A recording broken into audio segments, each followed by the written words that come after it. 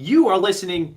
No, you're not. You are listening to The Squeeze with Anthony Pasquazi on KSMR Radio, broadcasting live on 92.5 FM on campus and 94.3 FM in Winona, Minnesota, as well as online at smumn.edu/KSMR, KSMR Real College Radio, as well as online at YouTube under the name Anthony Pasquazi. That's the name of the channel. Thank you for those of you who are tuning in on YouTube, and to the millions listening on the radio. Welcome back to The Squeeze on KSMR. It feels good to be back.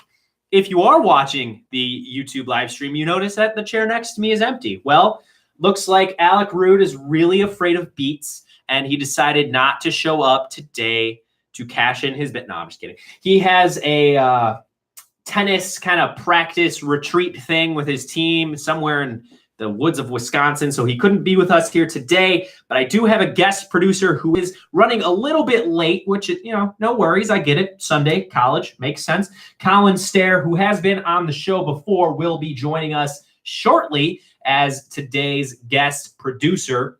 We got a lot planned for you coming up right away at 10:10. We have Caden Freetley, freshman standout on the boys basketball team, as well as at 11:30, sophomore Andy Tepp, who had a truly great season for the baseball team last year. We're going to talk to him about the brand new clubhouse, ask him about that, and then also ask him how he's been preparing for his sophomore campaign. That baseball team last season did make the playoffs, but was quickly knocked out by the Gustavus Gusties in the first round. So I'm going to ask him about that.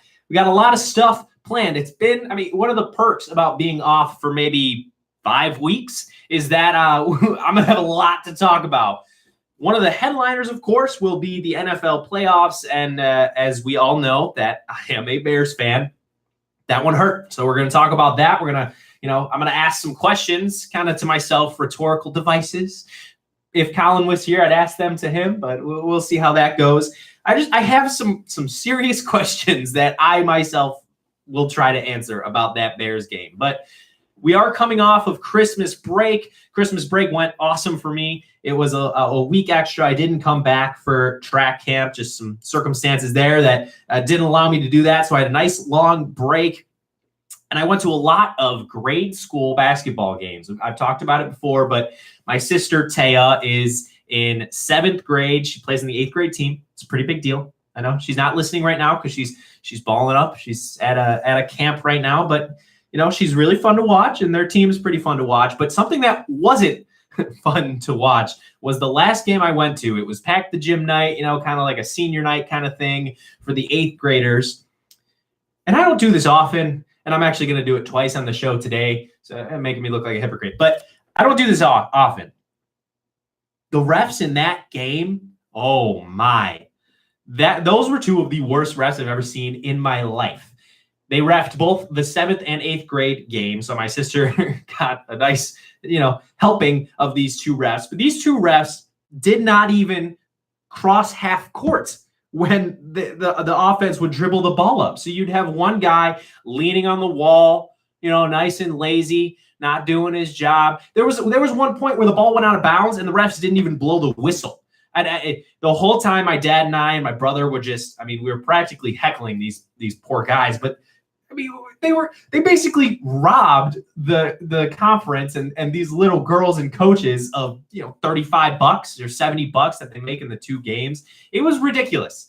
It was honestly like, man, sign me up for reffing. If I could make $35 for doing absolutely nothing, that sounds like a good deal to me. But regardless, I had a lot of fun watching her play.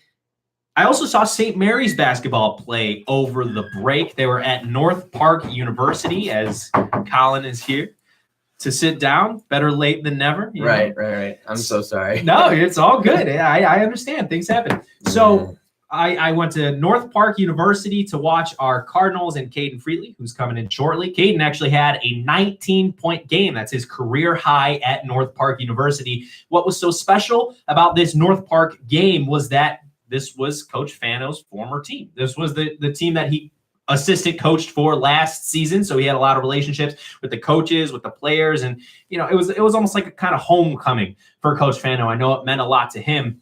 And something amazing that was pretty hard to miss was the amount of St. Mary's fans at North Park. I mean, St. Mary's fans outnumbered North Park fans maybe 5-1. There's probably 200.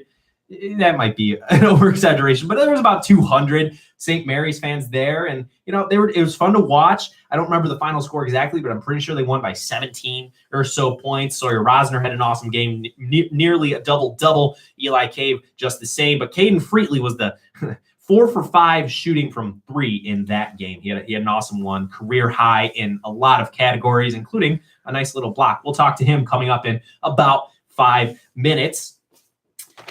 So, Colin, let's we all know about me, and we all know about Alec Rude, who you are sitting in for right now. Tell us a little bit about you. So I'm a junior. My name's Colin. Obviously, you introduced me already, but I'm a sport management major, similar to you, right? Okay. Yep. I co-host Two Guys One Take, another sports show here. Not on the same level as the Squeeze, but come on, we're all working together, working to get better. Yeah, exactly. So I'm excited to be here, and thank you so much for having me, Anthony. I appreciate it. So yeah, and thank you for stepping in. I'm not opposed to doing shows by myself. I've done it before, but it's definitely a lot easier when you got a nice co-pilot. I'm sure you understand that. Yeah. So. Yeah, I mean, Caden Freetley, it just stepped into the game room. So we're going to send it to break real quick right now. We'll be back in about 2 minutes. Thanks for listening to The Squeeze on KSMR Radio, and we will be right back.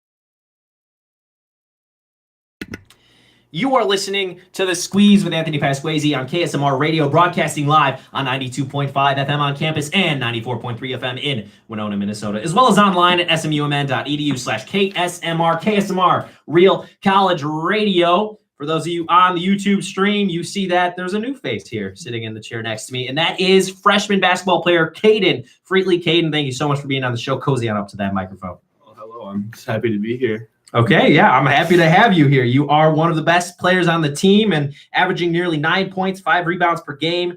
Your season high of 19 came against North Park. I mentioned that earlier. You're a 6'5" freshman out of Farmington, Minnesota. Farmington. Yep. Farmington High School. What's the name of the mascot there? The Tigers. The Tigers. Wow. So there's a Farmington in Illinois, which is where I'm from, and they're the Farmers. So you guys are much more original than the Farmington Farmers. Yeah. I mean, maybe not too original because when we were in high school, other teams would dress up as farmers when they came and played us. So There you go. See, maybe you guys should have been called the Farmington we should have been the Farmers. farmers. A lot of farmland in Farmington? Yes. Yes? There's- Okay. We have cows right next to our high school. There you go. So the name would have been fitting. So you're leading all other freshmen on the team in points. Would you consider yourself a leader amongst those first-year players? Yeah, I kind of think so. I mean, we all get along pretty well, so we don't really need like a leader. But I mean, I guess I would say so, just because I get out there the most, so they kind of ask me questions or maybe even give me tips to see if I'm messing up. We kind of help each other out, which is it's a good group we have. Yeah. Freshmen. Yeah, it is. I mean, I've been impressed with every time I see a freshman on the floor. That's what has me so excited for this team. You guys, started the season off 6-4. You've since lost 7 games, but that's just the ups and downs of having such a young team in a very difficult conference, a very difficult conference schedule. So I've been saying it all season long. You're only losing one senior. You guys will be fine. I'm very much looking forward to watching you guys develop. As I develop as a radio host. Hopefully you guys will make multiple appearances on the show. Right. What do you think your role is as a player on the team? Well, at first I was starting, but now we had Sawyer come back, who was a big part, and he's our main 4 guy. So I mean, I come off the bench, but my whole point when I come off the bench is maybe to have some bench scoring to help out the team because we have a lot of scorers on the starting lineup. So I just get some more bench points. But then also when I try to play, I don't try to only focus on scoring. Like I try to get rebounds, play defense, try to be vocal out there, get people energized, stuff like that. So, I mean, I guess scoring would be the first one, but I like to do everything because I think everything's important. Yeah, scoring is something that you did at North Park. 19 points, shooting 4 for 5 from beyond the arc. You, my friend, were on fire. And the whole time I was talking to my dad throughout the entire game because it was his first time getting to see you guys. I talk about you every week. And I was like, this kid, man, Coach Fano has a lot of plans for this kid. And something I noticed from the start of the season is I've never seen Fano get on you guys for taking a shot. Oh, yeah. For missing a shot. And you have had struggles. I'm sure you would admit you've had some off games. I mean, Gustavus was one of them. You shot a lot and you didn't make a lot. And that's basketball. Happens. What went right for you at North Park? Why were you so on point there? I mean, kind of for everyone, we were all kind of hitting shots, but it kind of starts when you kind of see that first one go in. You get a little confidence, get a little rhythm in. And then I had some layups. I was driving. So I just had a little flow to the game, I guess. I just felt comfortable out there. I was getting open looks. My teammates were setting me up great, and I was just knocking them down. Yeah, and I did talk to Coach Fano after that Gustavus game on the road, and you were one of his highlights. You're one of the kids that he thinks that he can build around. Has he told you that? I mean, he's always told me that he has all the confidence in me in the world. Even if I do struggle, he wants me to go out there and not have to think about if I'm going to mess up or anything like that. Just play loose and have confidence. So he has always told me that, which I enjoy a lot. Having the confidence, have a guy behind you that will be with you through everything, wins or losses, it's good for a young program, I would say. Yeah, a young program, first-year head coach, first-year player. I'm sure you've grown, and I'm sure Coach Fano would be very complimentary of your growth. How would you say that Coach Fano has grown as a first-year head coach? I think he's done a great job. I mean, at first it's all introduction for everybody. And for me, I mean, it's my first year, so everything was new. But it was also his first year, so everything was new for him too. So we kind of bonded over that, how we were both learning at the same time. And he was just trying to get to know the guys and what takes for other guys and what doesn't work for other guys, because, coaching can be all different for everyone. So, but once now we're in the season like this, he kind of knows how to approach everybody and when to yell and when to just talk to you about what you need to do. So I think he's done a great job with that and getting to know the guys. I mean, you can answer it either way. How has the team taken this 7-game losing streak, and how has Coach Fano taken this 7-game losing streak? I mean, none of us are really happy about the 7-game losing streak, especially when there's 2 games in there where we lost on last second shots, and even the Concordia game where we were down 14, cut it to 2, ended up losing by 7. But I mean, it's been tough losing all these games, but in the locker room, there's a lot of like energy to say, okay, just forget about it. We got to worry about the next one because, the MIAC only gets tougher as you go on. And we have a lot of road games coming up, so we can't let any of these games get us down or struggling nights get us down. You just got to look forward and work in practice and get ready for the next one. Yeah, and I've just been so impressed with the maturity of this young group. I'm sure you saw it, but that Carleton game that you mentioned is one that you lost in almost buzzer-beating fashion. Was it buzzer-beating fashion? Yeah, it almost was. Close to it, yeah. So did you see the Instagram post? I did see the Instagram I'm post sure you did. on House of Highlights. So yes. to whiteboard it for you, the House of Highlights Instagram page has almost 12 million followers, and featured on this this page was the Carleton sharpshooter who hit three threes in 17 seconds to take down our St. Mary's Cardinals. Now, tell me, I already asked Eli earlier in class, but how did you find out about this House of Highlights post? I think someone sent it to me, or I was scrolling through. I think I might have just been scrolling through and I saw it and I just saw the name. 'Cause, I mean, Stritzel isn't very a common name. So I saw it and I was like, no way. There's no way this is actually on there.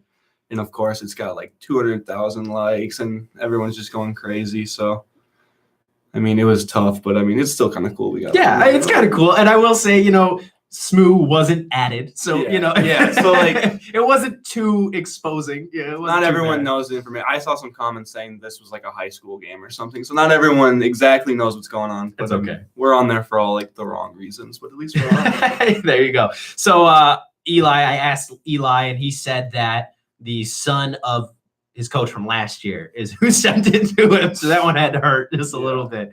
But you take it in stride, I'm sure, and it's all good fun. So you started 6-4. You've lost 7 straight, and you're now 6-11. Carry the 1. Yep. Overall, how happy have you been with your team's performance this year? I mean, I've been happy. I mean, obviously last year was a very struggling year. So, I mean, anything above that is improvement in my eyes. And, I mean, we've played a lot of teams close and a lot of good teams close. We played lacrosse. We lost by 10. So that's a good older team that has a lot of experience. But then we went to Chicago, went to North Park in unfamiliar territory and really took it to a team. But then we've also struggled at home too, losing tough games to Carleton or McAllister on a buzzer beater, which are tough, but they're all learning experiences. So, I mean, maybe not exactly the way we wanted it to go, but we've definitely had some good moments throughout the year so far. Yeah, totally. Again, you've been so fun to watch. Thank you for sitting in with us here today. Who you got today for the 2 NFL games? Oh, I'd like to see the Chiefs and the Rams probably. Oh, a little rematch. Yeah, I want that. What was it? Thursday night game? Was it a Thursday? Yeah, Thursday night game, 54-51, I think. Yeah, that was pretty fun to watch. That's what I want to see. That would be a pretty cool Super Bowl, right? I think I agree with you. We're going to talk about that a little bit later in the show. Colin, I hope you got some takes over there. Oh yeah, I definitely do on football. So okay, yeah. So we're gonna send it to break here. Thanks again, Caden Freetley. When's your next game? Wednesday we are at St. John's. St. John's, nationally ranked, very tough. Number 8 in the nation. Number 8 in the nation. So you played them tough here at home in the first half, and then they just kind of got away from you. So hopefully you learn from that experience. You walk into St. John's and really show them a game. Thanks, Caden, for sitting in, and we'll be right back. Stay tuned on the Squeeze here on KSMR Radio.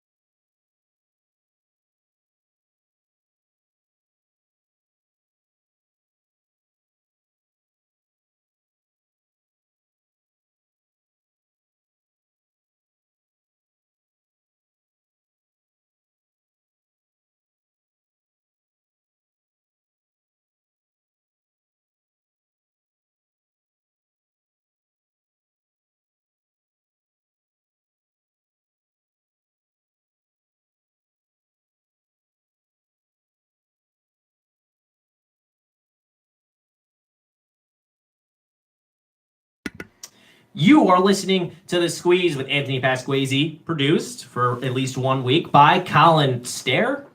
Yep, you got Stair. it right. You got it right.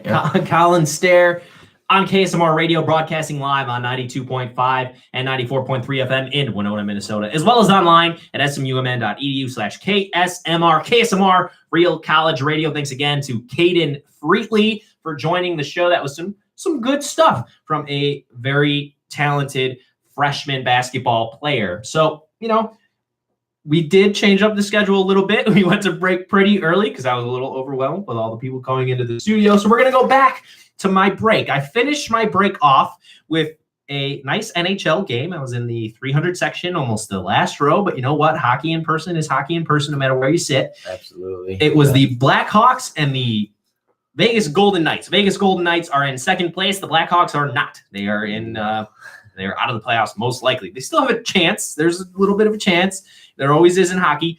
But they took it to overtime. They had a 3-1 lead, the most dangerous lead in hockey, and they ended up losing in overtime 4-3. And my two takeaways from a sport that I don't really consume very often was that, one, boy, when you see Patrick Kane on the ice, he's just better.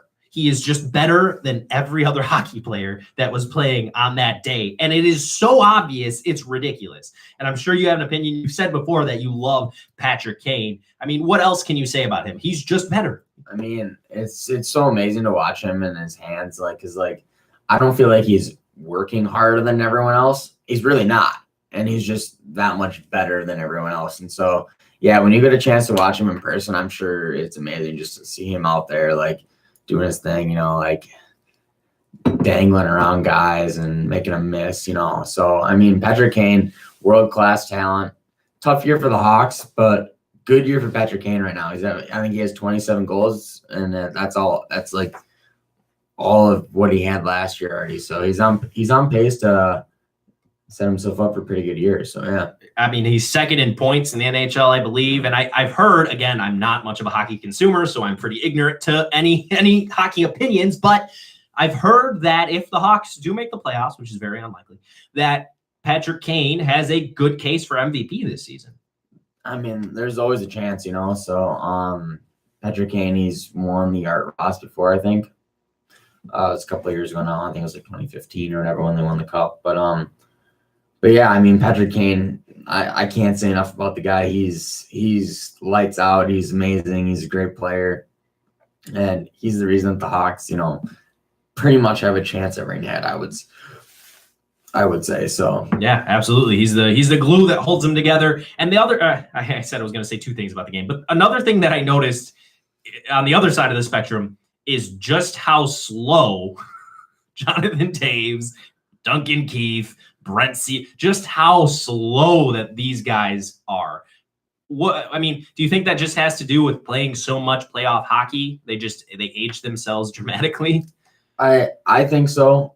A lot of people don't think so. They're so hard on Toews for sure because he makes the 10.5 million a year average or annual average or whatever. And then Keith and Seabrook, man, they're actually people don't know this a lot, but Seabrook's the 2002 draft. Oh my gosh. And Seabrook's the 2003 draft. So they're pretty old players, and they're in retrospect, it's a pretty young league now. And, those guys are obviously, they were key pieces to the 3 cups in a row, or not in a row, but in 6 years. Yeah, 3 cups in 6 years for the Hawks. They were huge pieces for that. But yeah, I mean, like you're saying, a lot of playoff hockey, it's a lot more games. So I do agree. I think it wore them out tremendously, and yeah. So we'll see if they can continue on with those guys or not. So yeah, and then the last takeaway I had: the Hawks did take the Knights to overtime, which was impressive. Very good team that the Knights are. Then overtime hit, and this was kind of embarrassing, but I guess it's the first time I've watched overtime hockey all season. It was 3-on-3. What? I mean, that's practically not even hockey. What's your opinion on the 3-on-3 overtime? So I actually love the 3-on-3 overtime because it decides a lot more games than it used to. Okay. Obviously, 4-on-4 is pretty close to 5-on-5, so it would always go to shootouts. We saw a lot more shootouts. Okay. Before the 3-on-3. So I think that was mostly the thinking there when they changed it to 3-on-3 for the rules. And yeah, a lot more games are decided now in overtime than they are in shootouts. So that's mainly the reason I like it. But otherwise, like you're saying, it's like, wow, this is a lot different from what went on like 5 minutes ago, you know? So it's practically just power play after power play. It's once you have the puck possession in their end of the ice, the defense is they're just waiting for you to shoot. And it ended so quick. I think it was 2 minutes into overtime, and it was like, yeah, overtime, this is awesome, free hockey. And then it ended, and I was kind of disappointed. But the many lifelong Golden Knights fans that were there were very happy with their non-bandwagon team, you know, their brand new jerseys and brand new sequin suit coats. They've been around for 2 years. Lifelong fans, a lot of hardship there for Golden Knights fans. yeah, final in 1 year must be nice, right? Yeah, must be nice. But where there is much hardship for lifelong fans is those of the Chicago Bears. Boy, was this season a great one. I mean, there's no denying that this season was better than what anyone thought was going to happen, and that's going to happen when you get Khalil Mack. You know, if the Packers traded for Khalil Mack, I'm pretty sure that they would have been in the exact same position, if not better. You get Khalil Mack, all your problems kind of go away. But Khalil Mack cannot kick a field goal. And that is one of the reasons why the Bears are not playing right now on Championship Sunday. In my opinion, if the Bears beat the Eagles, the Bears would be playing here today on Championship Sunday. That's hard to say. It's not always the best thing to do, is, you know, in retrospect or hindsight, but you cannot tell me that the Bears are going to allow the Rams to put 224 rushing yards up on them. There's no chance. The Bears smacked the Rams in the mouth on, was it Monday night? No, Sunday Night Football. On Sunday night. One of the two. Yeah, it was a primetime game. It was pretty fun to watch. They smacked them in the mouth, beating them 16-9. They didn't even put a touchdown up on the board, and they couldn't get any offense going. So I think that would have been amplified in the playoffs. Mitch Trubisky was playing a lot better late in the season. The offense was really clicking, except for Tariq Cohen.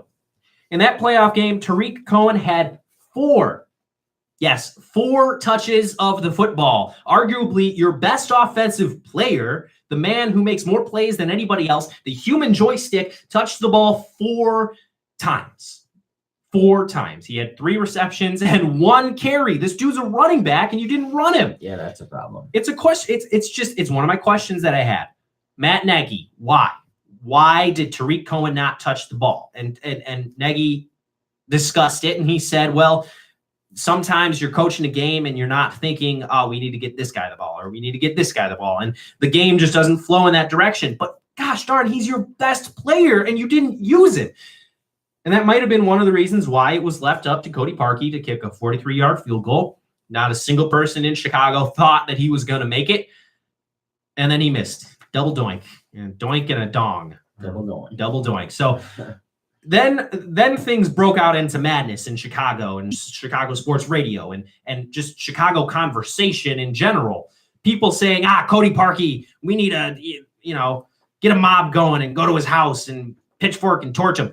And then you had other people saying, man, you can't blame him. He's not the reason the Bears lost. And then I think the conversation settled more in the middle. And this is the opinion I had from the start. Is it Cody Parkey's fault? No, it's not his fault that the Bears lost that playoff game. But can you blame him? Absolutely. You can blame Cody Parkey for that. Not only did he miss on the biggest stage possible, his only job is to make that kick, but he also missed 11 kicks earlier in the season. He hit the post 6 times. You want to know who led in season hit posts in one season? It was Mason Crosby with 3.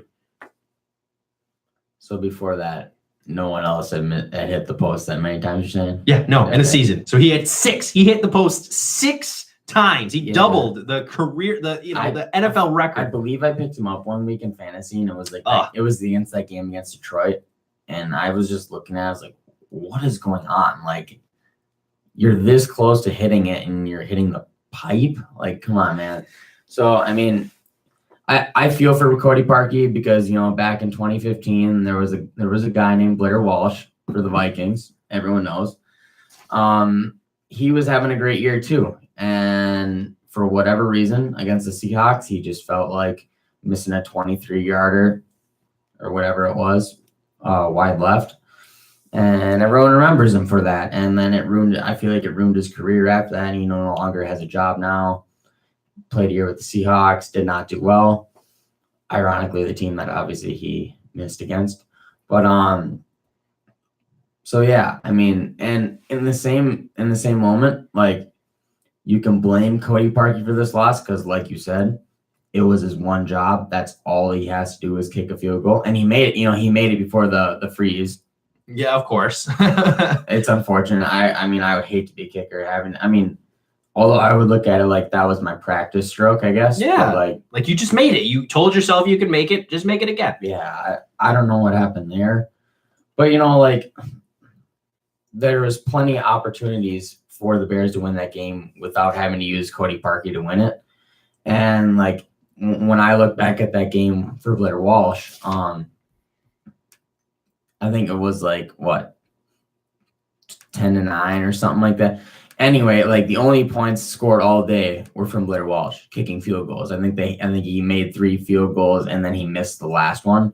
So it's like, AP was off the scoreboard. I think he fumbled maybe once or twice. Like, it wasn't a good game for the Vikings, and then everyone was mad because of what Blair Walsh did. And it's like, you can't just blame the kicker. So, like, it's sad to see a season end on, like, the I would say on the riding a kicker like that, but, like, at the same time, it's not totally his fault. So, and I mean, you can say that, yes, but I would argue that it is his fault because that's the only play that you can absolutely say, if he does his job, the Bears win. If he doesn't do his job, the Bears lose. It's the only play that is black and white. There are a couple other plays in that game. The Adrian Amos late hit on Zach Ertz that gave him a 15-yard penalty and kept the touchdown drive going for the Eagles. There's also the play. This one bugs me. We're going to talk about this right now. Okay. There's the Anthony Miller play. It was a 40-yard bomb by Mitch Trubisky. Anthony Miller clearly catches it, has almost 4 feet down.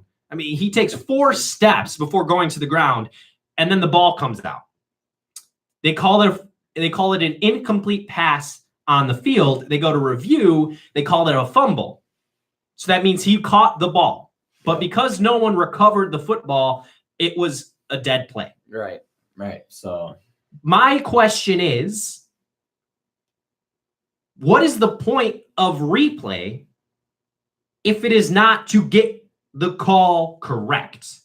You know what I mean? So, yes, no one picked up the fumble, but the fact that he fumbled literally means that he had possession of the football and he was the last guy to touch it. But by rule, because no one picked it up, it's not the Bears' ball.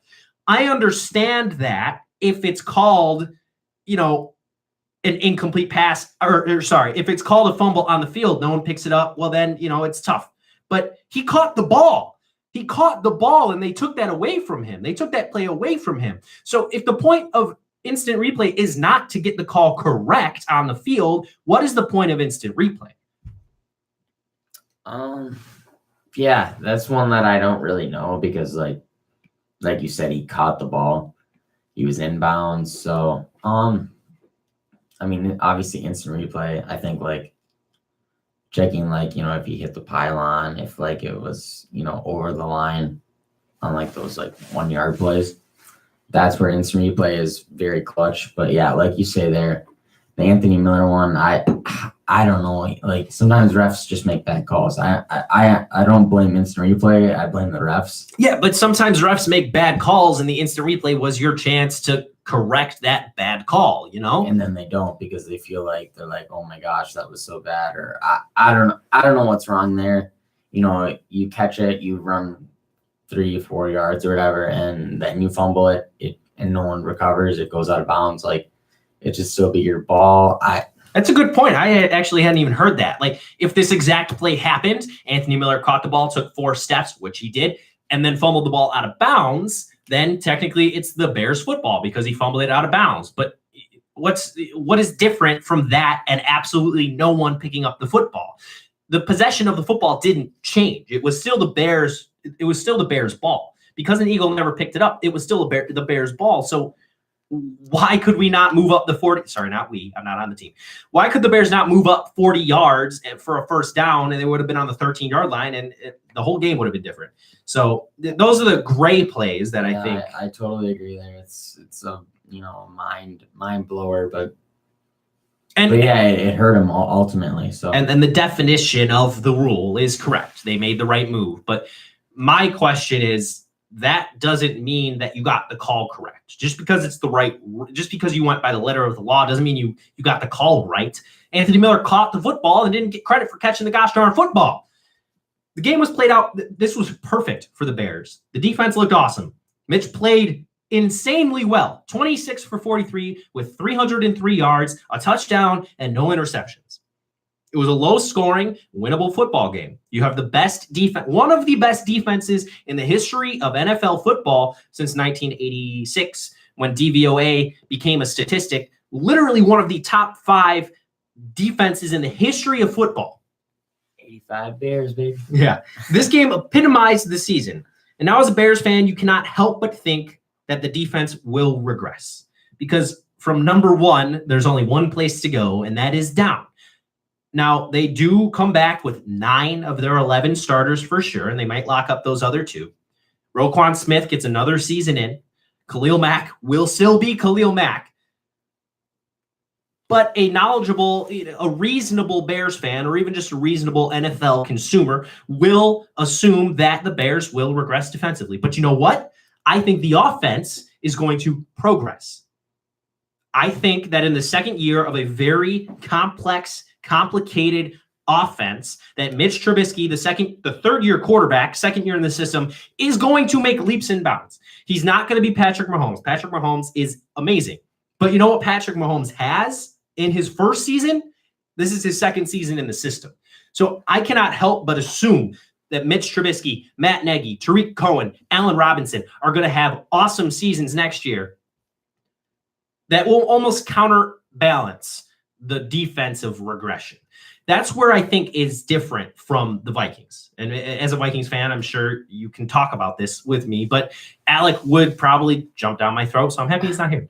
But the difference between the Vikings and the Bears is not only was the Bears defense better last season than the Vikings of 2 seasons ago. It's honestly, this was one of the best defenses ever. So there's that aspect.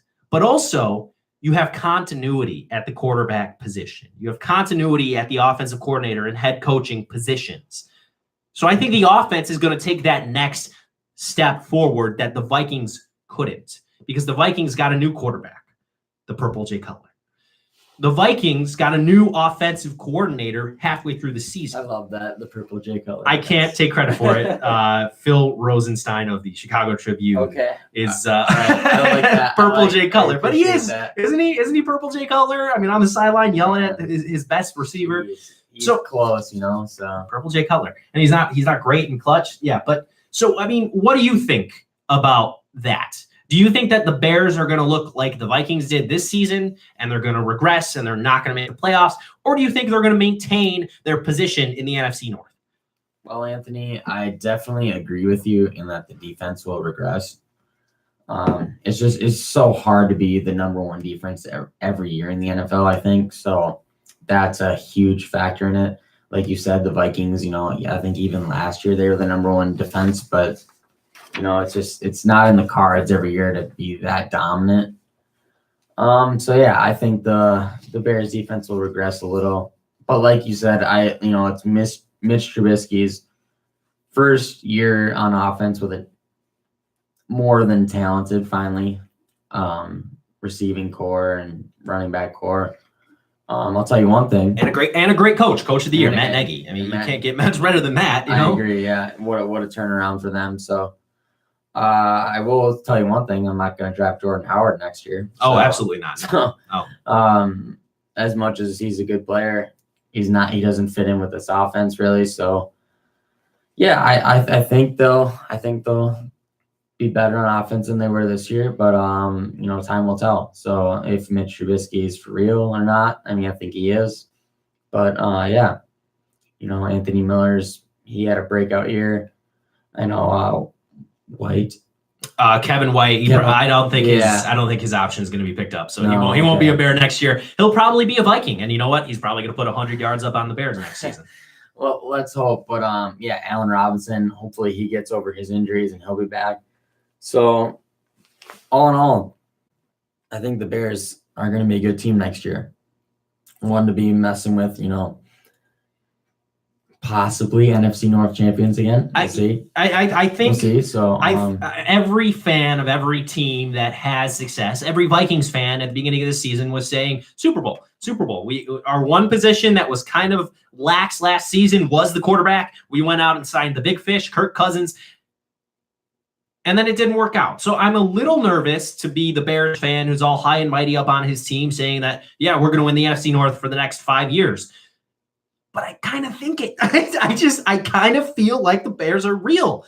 So we'll see where we are next season. And, let's enjoy some nice championship Sunday football today. You are listening to The Squeeze with Anthony Pasquazi on KSMR Radio, broadcasting live on 92.5 FM on campus and 94.3 FM in Winona, Minnesota, as well as online at smumn.edu/KSMR, KSMR Real College Radio, as well as online at YouTube under the channel name Anthony Pasquazi.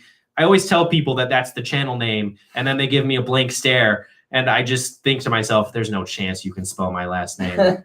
So I think that might be one of the reasons why we aren't getting a lot of subscribers from just random people, because they can't spell my last name. So maybe marketing, I should probably change the name of the channel. But I thought, my name is Anthony Pasquazi. Oh, you know why? You're just going to be Anthony Squeeze from now on. Anthony Squeeze, that's what people call me. But you know why the channel name is Anthony Pasquazi? Because I'm using my SMU email. So when I first made it, the Squeeze was the channel name.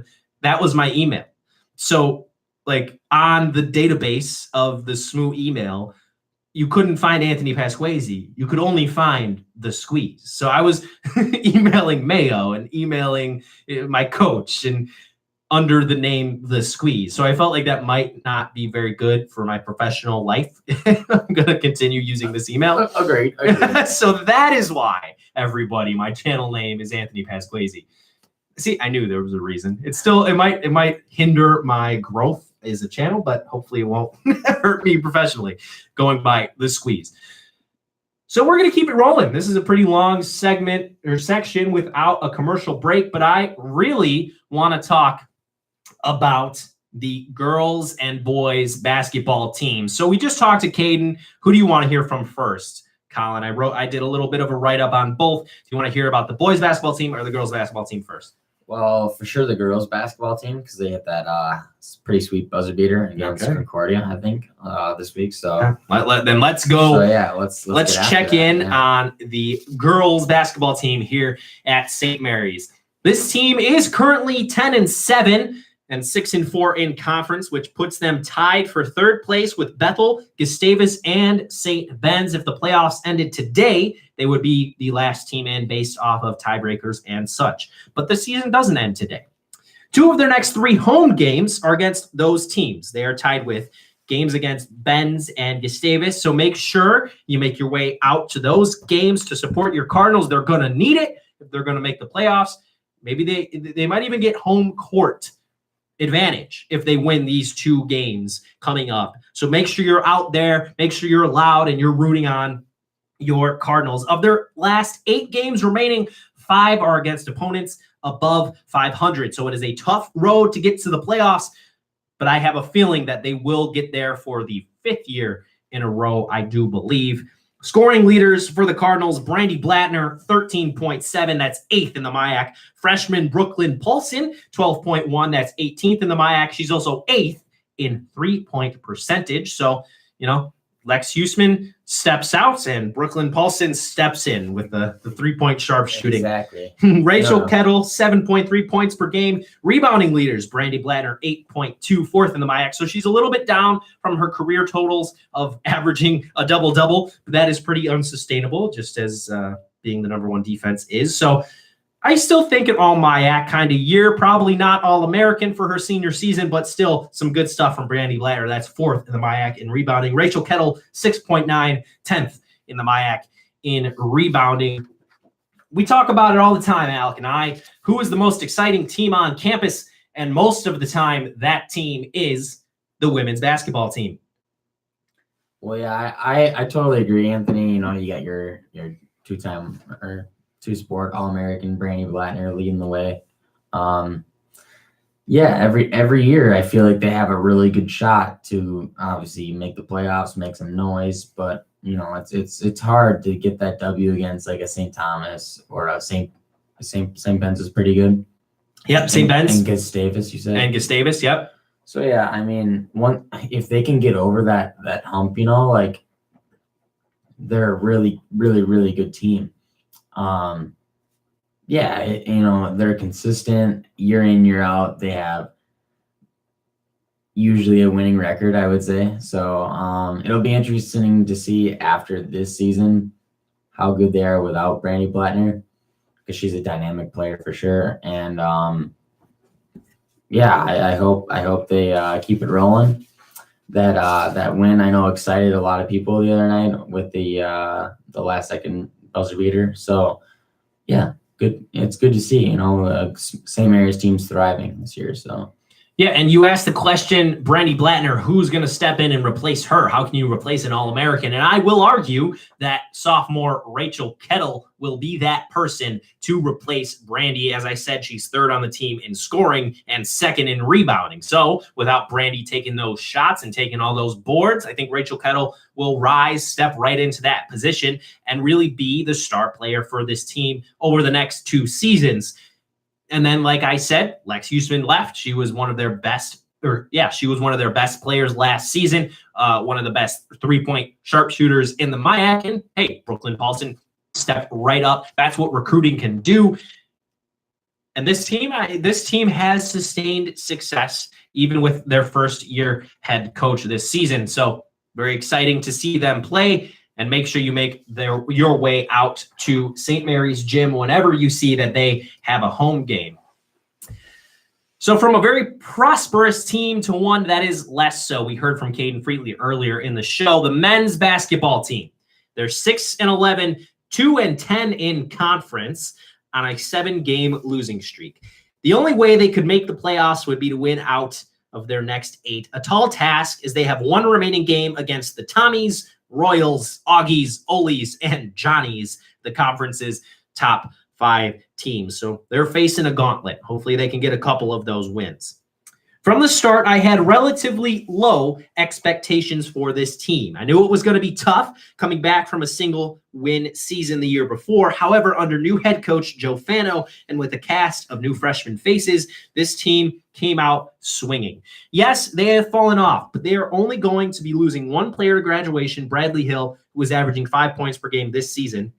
My expectations will be much higher for this team next year, and I am positive that they will be able to take that next step. Scoring leaders, Eli Cave, 18.1, third in the MIAC. He has kept up that pace all season as one of the MIAC's best scorers. Kevin Gleason, 9.9, and Sawyer Rosner, 8.3 points per game. 2 of those guys are sophomores, and Kevin Gleason is a junior. So they will all be back next season. Rebounding leaders, Eli Cave rounds out the team with 7.1. That is 9th in the MIAC. So Eli Cave, what a story there, comes back from a absolutely horrifying knee injury.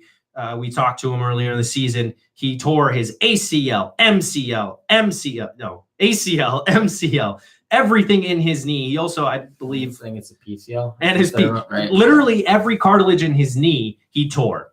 Yeah. And a season later, he's 3rd in the MIAC in scoring. He's 9th in rebounding, and he is most assuredly going to be an all MIAC player as a sophomore. What a great story there. Eli is an awesome guy. We have a lot of classes with him, and he's been on the show. He's a good friend of the show, as well as his parents are. So I just said it in the write-up. I'm going to have such high expectations for this team next season. You can't. There's no regression here. We're talking about it with the Bears and with the girls team. There's no regression here. It's only going to progress. You can't go lower than a 1-win season.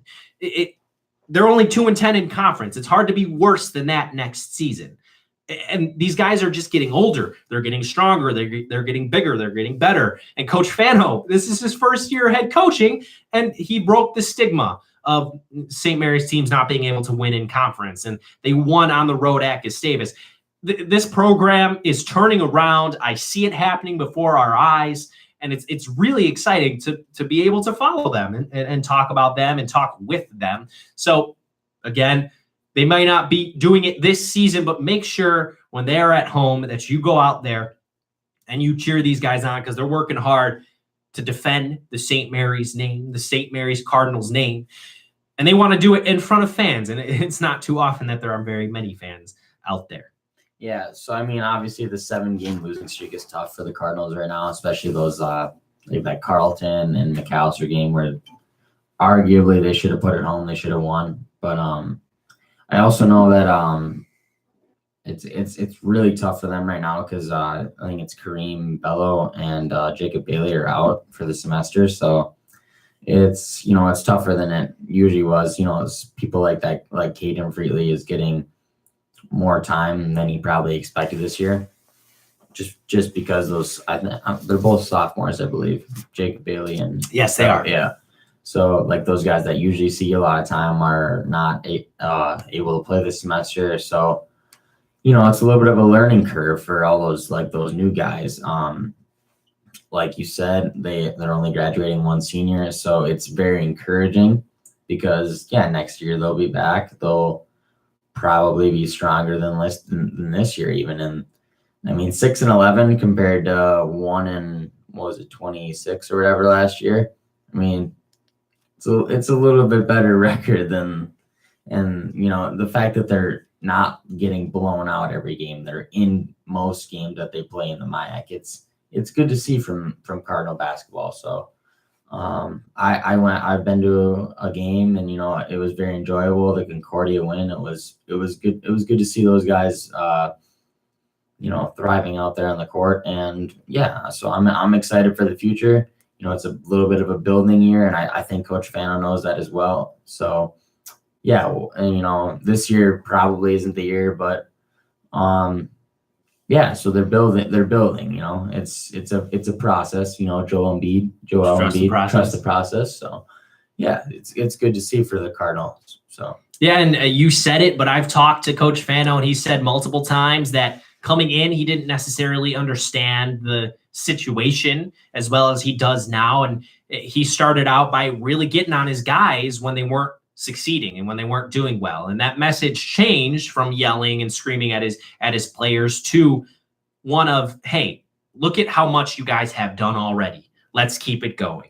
Because there were no expectations for this team. And so obviously they have exceeded those no expectations. And, he's grown as a coach. These guys have grown as players. And I'm very excited to see what they can do over the next coming years. We're going to take it to break here. We haven't even done a 16-second squeeze yet.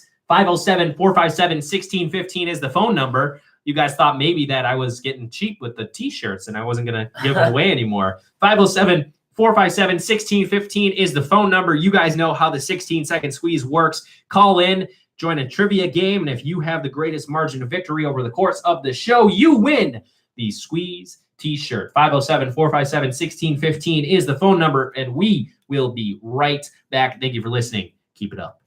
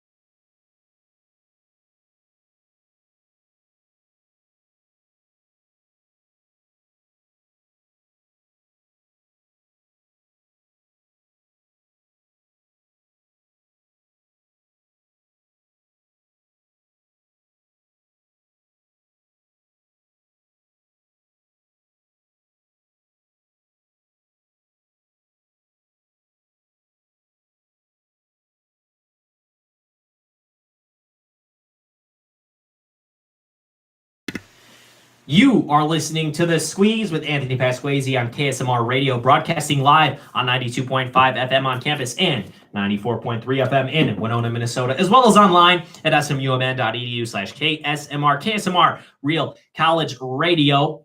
Thanks for sticking around for the break. Not a lot of brave people out there wanting to win a Squeeze t-shirt. 507-457-1615. I get it. It's kind of nerve-wracking in front of the thousands of millions of people who are listening on the radio, but it is your chance to win a free t-shirt. Who doesn't like free things? 507-457-1615 is the phone number to call in for the 16-second squeeze. 507-457-1615 is that phone number. Boy, did I really enjoy Clemson beating down Alabama just a few weeks ago. I missed the playoff part of the playoff, the four teams, because I was at that North Park game. So Right. I did not get to see Notre Dame get beat down by Clemson, which is, I'm thankful for that. But I also, I actually did watch the Alabama-Oklahoma game. I was a big proponent of Oklahoma not deserving to be even in the playoff. I said that, they didn't play a good opponent well all season. I agree. I think it should have been Georgia, because look at the good game that Georgia gave Alabama in the SEC championship. So, to me, I think Georgia deserved it. Alabama put a beat down on Oklahoma. It was 21-0 real quick, and then they kind of took the foot off the pedal. And then Clemson with good old Southern boy Trevor Lawrence stepping in as the true freshman quarterback against Tua Tagovailoa, who many thought was going to be the Heisman winner, if not for Kyler Murray. But Trevor Lawrence steps in. I think he puts up 300 yards of offense, if I'm remembering. Yeah, 20 of 32, 347 yards, 3 touchdowns. Justin Ross is a dude. Justin Ross is a real wide receiver. 6 catches, 153 yards, and a touchdown. I don't know your opinion on Alabama. It's probably the same as mine. It's probably the same as everybody's. I dislike the hell out of Alabama Crimson Tide, at least their football program. Yeah. So it was awesome to see Clemson taking them down. What do you think? Did you enjoy this as much as I did? Well, I mean, at first I didn't enjoy it because, I was talking mad crap to Alec about his, his Clemson. I was like, oh yeah, Notre Dame, they'll upset them. They didn't. They got crushed. They got rolled by Clemson, and yeah. So shout out to Alec for having faith in the Tigers. But yeah, and then I watched that national championship game, and I was like, oh my god, Bama. Everyone thought they were the best team all year. Arguably, they were. Yeah, I mean, a lot of people are like, oh, Clemson hasn't played anyone good all year because they're in the ACC, I believe. And it's not as strong as the SEC. But, yeah, so, I mean, it was, I didn't mind it, not seeing Alabama win it. But,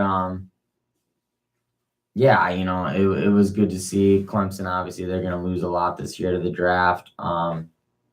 So next year, I want to see some new teams. Yeah, that would be nice. It's like the third year of Clemson Bama. So yeah, this was round 4. Round 4. Okay, yeah. So they had played in 2 national championships, and then last season they played in the semifinal. Okay. Yeah. So I liked it. I liked seeing Bama lose, but at the same time, I want to see like a Michigan or like a team that hasn't been there yet. I'm not sure I want to see UCF, but like. Yeah, they got beat. They got beat by Auburn. Game, so. Yeah, I was actually I liked UCF, and I kind of felt bad that they never got their shot. And I hoped that they would have beaten Auburn for the second year in a row, beating an SEC team. Or was it LSU that they lost to? They lost to LSU. They beat Auburn last season. Yep. Sorry, we're getting our things mixed up here. Oh, no problem. Very good. But I wanted to see them win again just so that people would have to put them in the playoff next season, because I think that would have been fun. But you say you want new teams in the playoff. I do too, but I cannot help but believe that this is the passing of the guard from Alabama to Clemson. But Alabama's not going anywhere. It's just I think Clemson has the best program in football right now. It was Alabama for the last 10 seasons. Nick Saban knows what he's doing, but you know what? So does Dabo Swinney. I mean, he built that program from absolutely nothing, and now they're arguably the best program in college football. Trevor Lawrence is the real deal. I don't know how he's going to do in the NFL, but he can keep doing this in college for the next 2 seasons, and Clemson isn't going to lose a gosh darn game if Trevor Lawrence continues to be Trevor Lawrence. Right. So, obviously he was the top recruit, right, in the nation. He was. So, I mean, he's dynamic. It's fun to watch him play. Yeah, Clemson, they're obviously probably next year going to be very good with him again. And then you can enter after your sophomore year, right? If I'm not mistaken. I think it's after your junior year. Junior, you have to play 3 years. Unless you're redshirted, then it's your sophomore year. You have to be 3 years out of high school. I see. Okay. So true freshman, yeah, he'll have to play 2 more years. Yeah, Clemson will be a threat every year now. And he's a big dude. He's a big time quarterback. I don't see him getting hurt either. That's what I'm saying. Like, he is 6'6", and he is all of 6'6". He's 225. Like, this is a man who's playing college football, and he's younger than both of us. How does that make you feel? I was sitting there watching the whole thing. I'm like, this kid was a sophomore in high school when I was a senior. Like, this is crazy. This doesn't make any sense. But right. You know what? It's just he's an awesome athlete, and Clemson's exciting to watch. We have some awesome athletes here that play at the Ice Arena every weekend. Yes, we do. I'm, again, not much of a hockey fan. I am a Cardinal fan, so I like it when Cardinal teams win, and winning is something that the men's team has been doing lately. Last time I checked, they would make the playoffs if the season ended today. What can you tell me about the Cardinals men's hockey team, Colin Stair? Well, the Cardinals men's team, they don't have a great overall record, but they started like in the MIAC. They have they stand pretty good right now, being in fifth place, I think it is. So and obviously they played all of the hardest teams already in Augsburg, St. John's, and St. Thomas. So really, their schedule is set up for them to get it done. Like to make the playoffs. I really, really like our top line. They don't start every game, but our top line and Tommy and Jack Stang and Ryan Stoyanich, they have a lot of good chemistry going on. And yeah, so I mean, like, they bring the goals every night. It was too bad in that last game against Stout that our dynamic freshman defender, Tyson Liverance, I think he sustained a concussion, but I think he's doing all right now. So let's hope that he's back. Otherwise, that could be a huge hit on the Cardinal team, just because, I mean, he brings it every night on defense, on offense. He can't, he's like that quarterback. He quarterbacks the power play. Like, he drives the play. If he can't be back in action, it's going to hurt the Cardinals. But if that's the case, look out for junior defender Kyle Meade to step up in his absence. So, and I'm looking at the points leaders for the Cardinals this season, and this may be kind of dumb, but to me, it looks like this team is super young. 1 through 10 are all juniors, sophomores, and freshmen of their points leaders. Does that have something to do with hockey as a sport? Do they not stay all 4 years? Is that just something that happens? Or is this team just super young? This team is really, really young, Anthony. And to be quite honest, this year they had, last year they had, I believe it was 12 or 13 seniors graduate, which is a lot of good players left last year. And honestly, going into this year, I did not think the Cardinals would be much of anything. And they have thoroughly surprised me being in a playoff spot right now. And just knowing that is very, very encouraging for the future. I know I talked to Alec, obviously your producer, Alec Rude, and he's like, they are going to be good in the future. So, yeah, we're only losing 2 seniors this year, and Austin Arnold, good piece of the defense, but at the same time, I think we can get a recruit or someone very good that will be able to replace him. It'll be Austin Arnold and Ryan Charco graduate. Have a good shot at winning the MIAC, I think. Whoa, So, that's a bold prediction. Or being top 3 at least in the MIAC. So That's awesome. Normally we're not sitting here talking about that with St. Mary's Athletics, but that's a bold prediction. I like the sound of that. right. And I mean, like, you're like, oh no, St. Mary's, they can't win the MIAC, but every game is competitive. I mean, we essentially swept St. John's this year, a team that's usually really, really good, a force to be reckoned with. Should have probably swept St. Thomas, but Leeds just slipped away from us. And other than Augsburg is they're the powerhouse right now. So other than them, I like our chances going into next year, but at the same time we got to focus on the present. And like the Cardinals, I do believe with the schedule coming up, I know they got Gustavus next weekend. That'll probably be their hardest test, and then I believe it's they beat Concordia, the best team in the MIAC, 7-2. Wow. Last weekend. So that was really, really good to see. They've got all the hard games out of the way now, so they got Gustavus. Bethel, they should roll Bethel real easily. Hamlin's not that great either. So I like our chances to make the playoffs. I mean, time will tell, obviously, but this is a very fun and exciting team to watch for sure. And I have a question. I don't know if you're buddy with either of these guys. I don't know them at all. But there's a little bit of a goaltender battle that is happening here at St. Mary's. You have Nick Nast and Al Rogers. Both have similar save percentages. Both have similar goals against averages. I don't know the difference between a good goalie and a bad goalie. Who do you think belongs in net for the Cardinals? See, that's very hard to say because I think both of them in their own right are very good goaltenders. At the same time, I think recruiting-wise, that is Bill Moore's number one job right now is to get a rock solid goalie that can be his number one night in, night out. These guys are both very good, but at the same time, I feel like they're all right splitting time. Like I had this when I was in high school. I had a similar situation. I had 2 senior goalies that, one would play really good and then he would struggle and they'd start the other one. Something like that. Like guy had to give the other guy a little relief. And I don't mind this scenario right now. Personally, I think Al Rogers is the better goaltender, but Nick Nast proves it night in, night out that he's just as good too. So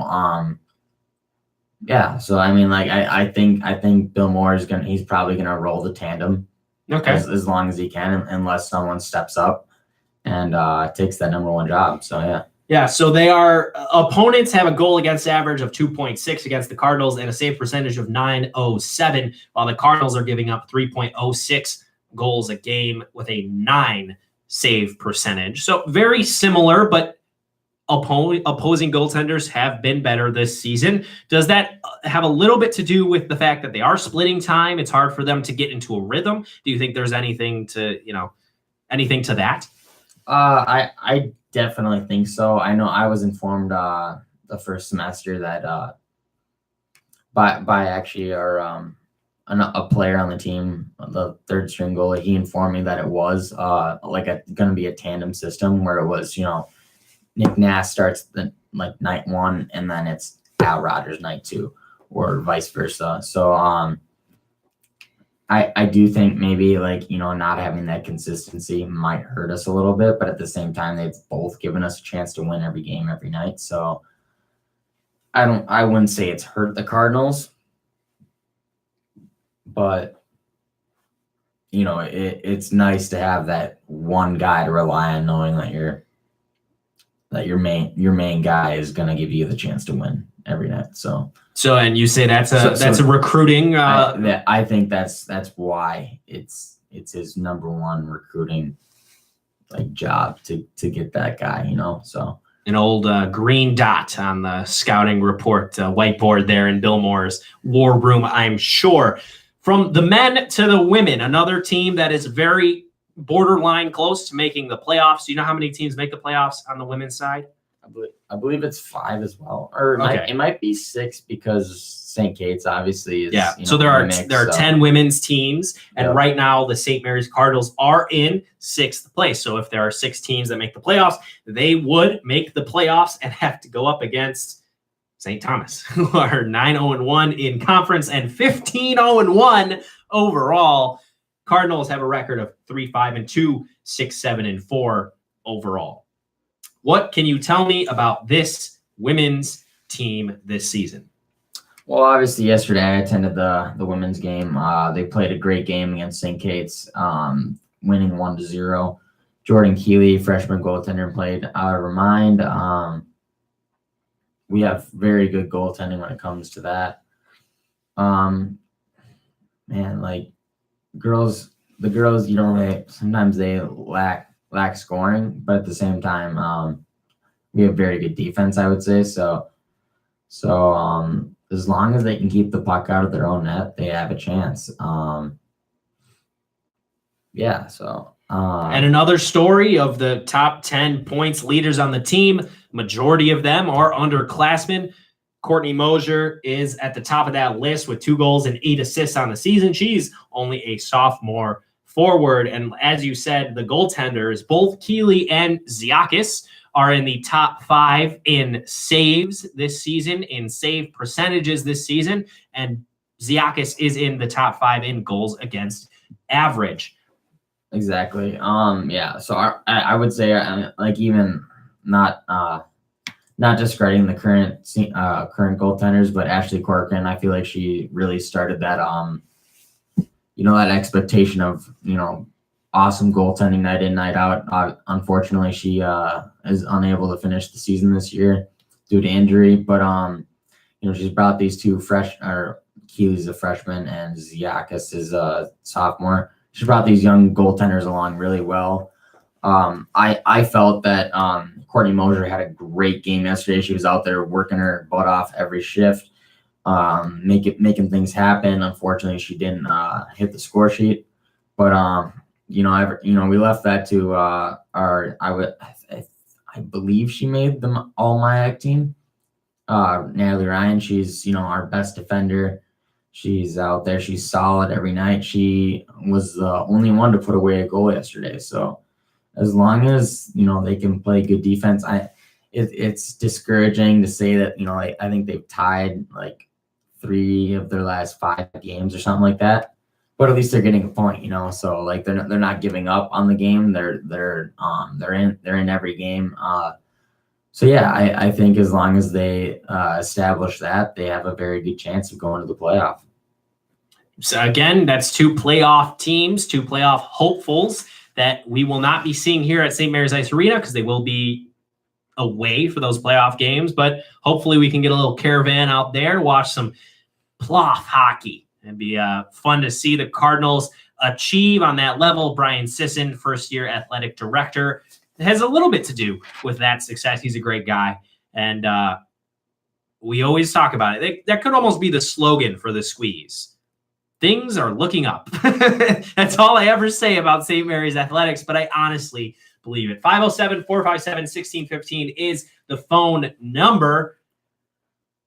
Now I'm just taking calls, 16-second squeezes, anything. I don't have to give away a t-shirt. That's fine. Then I don't have to buy more. I'm okay with that. 507-457-1615 is the phone number.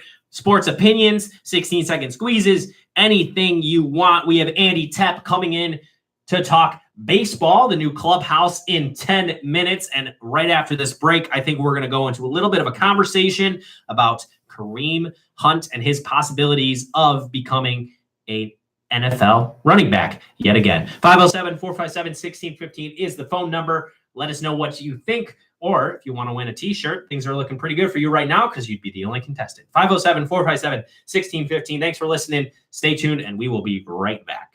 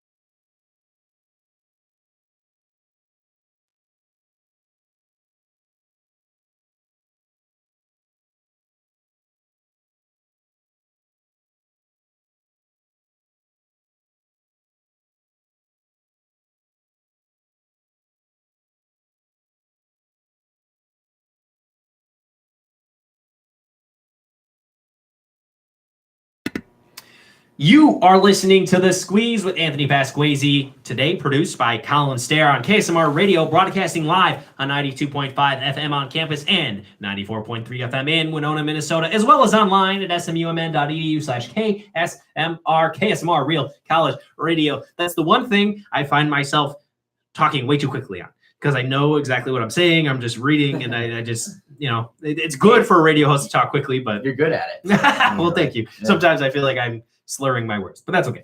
So Andy Tepp is going to be here in 5 minutes. He's actually here right now. But before we speak to him, let's talk about Kareem Hunt. Now, Kareem Hunt was found.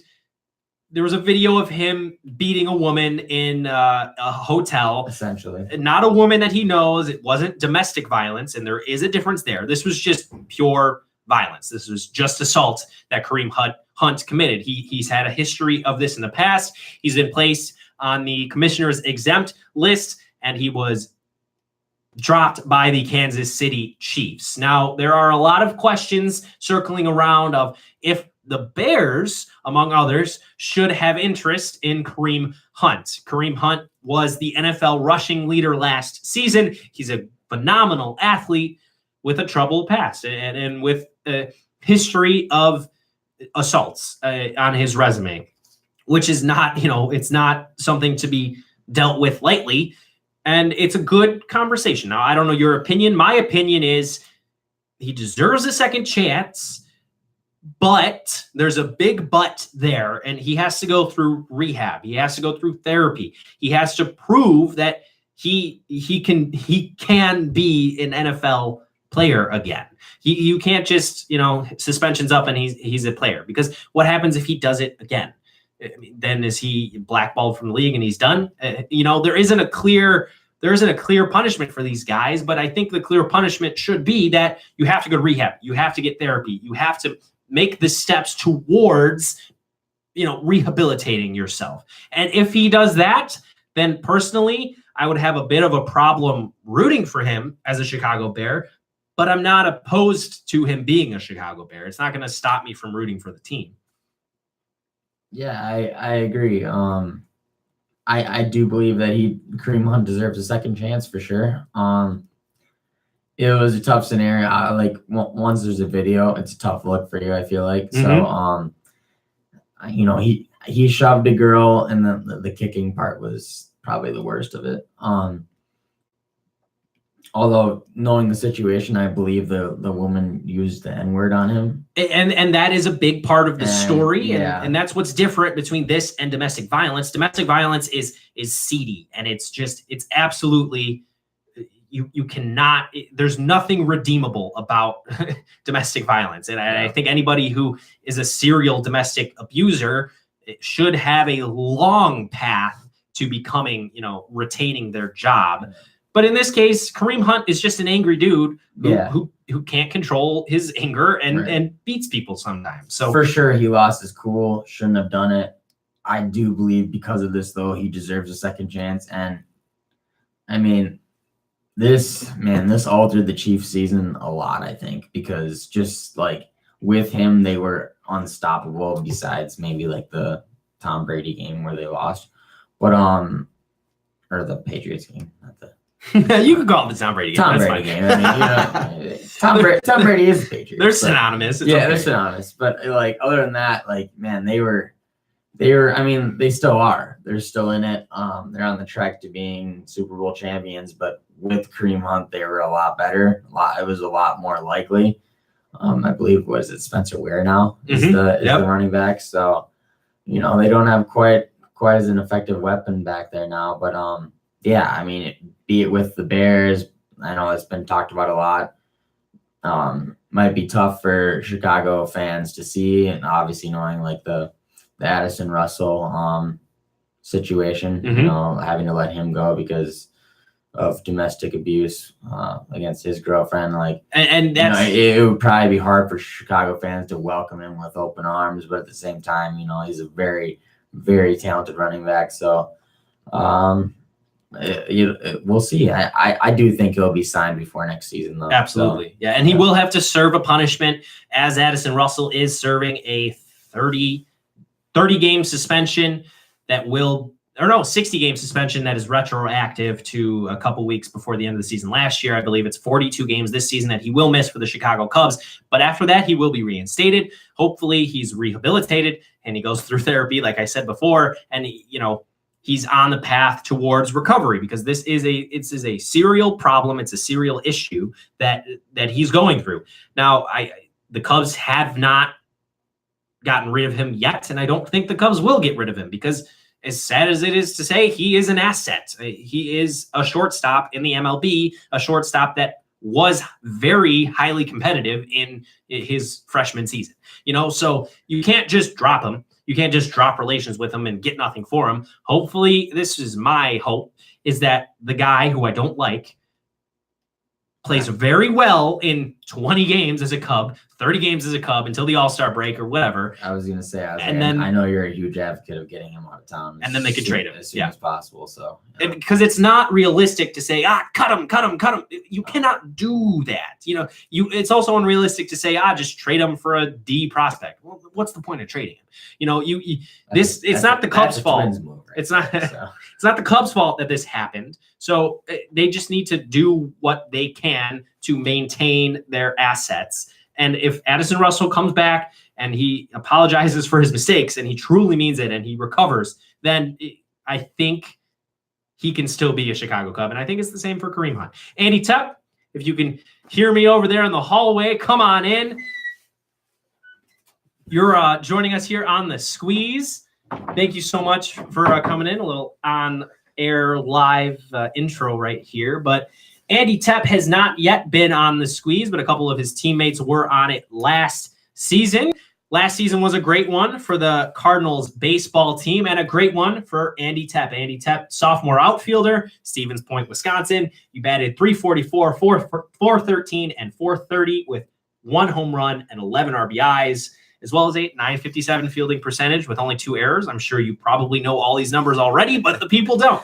So thanks for joining us here, Andy Tepp. Yes, good to be here. Glad to be here. And congrats on a very good freshman season. I mean, could you have expected much more from that?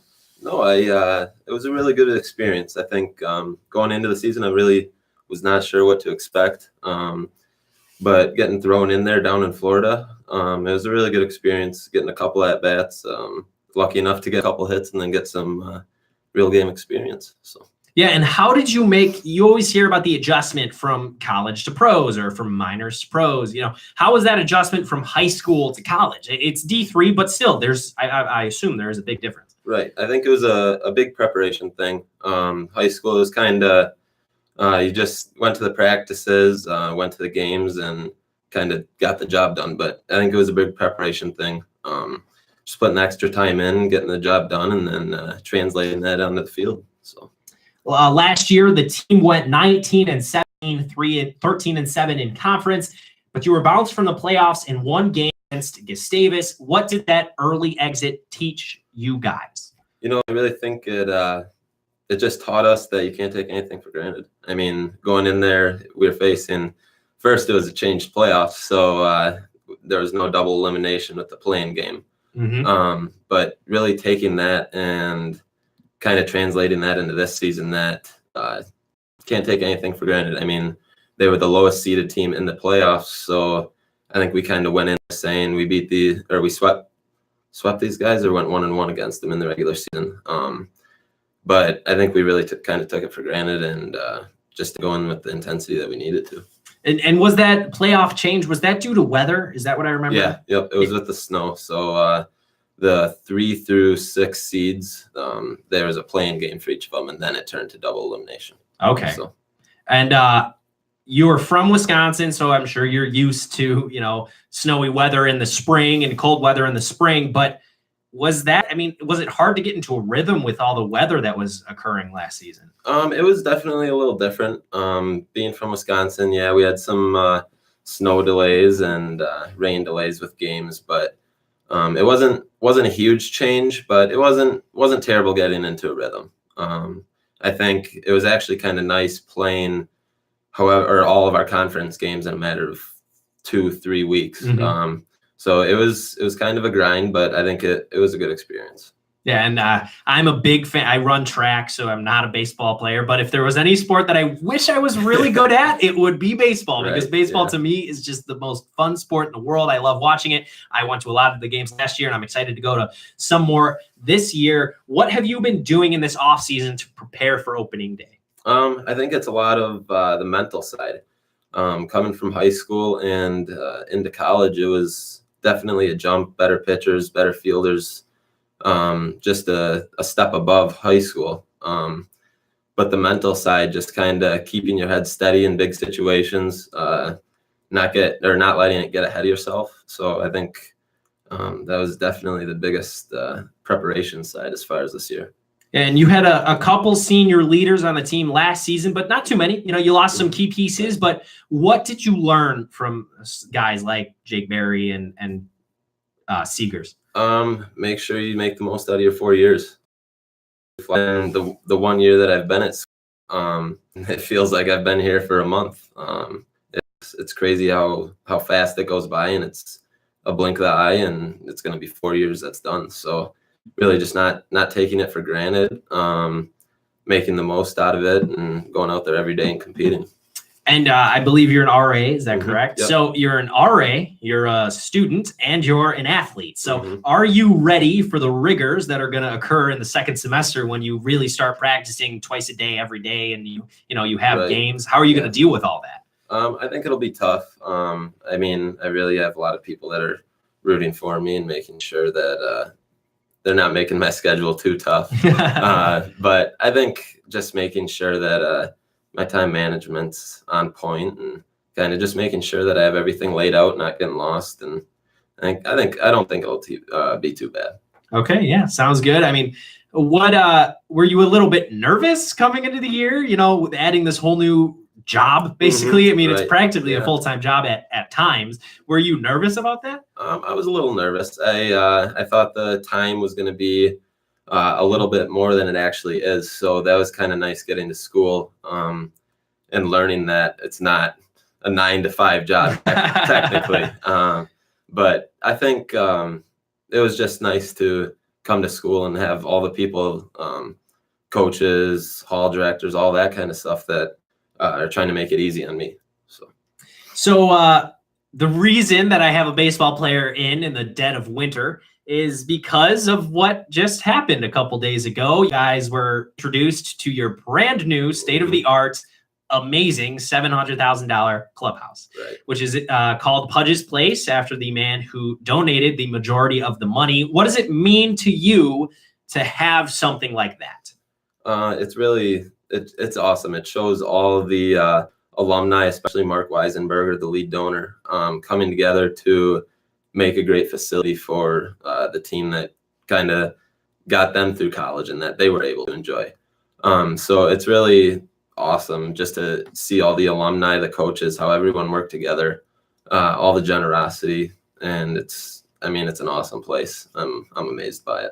Yeah, and I believe that there's going to be a public open house on April 25th or something around that time. So I'm very excited to be able to step in there and look around. But man, that place from the windows, it also looks a lot bigger than it does from outside. Is that correct? Yes, it really does, especially during the construction. I kind of looking at the base of it as I was like, how are we going to fit 48 guys in there?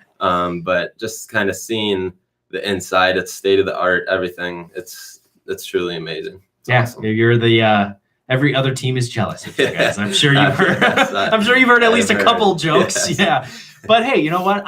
From the start, I'm like, well, you know what? They get a new locker room, which means that the basketball team gets a new locker room, which means that eventually, all the way down the line, track, hey, we're gonna get a new locker room. Right. So I wasn't opposed to it. Something's better than nothing. So yeah, but how you guys made the playoffs last year, as you said, you learned from that experience of going against a lower seeded team and not taking them seriously.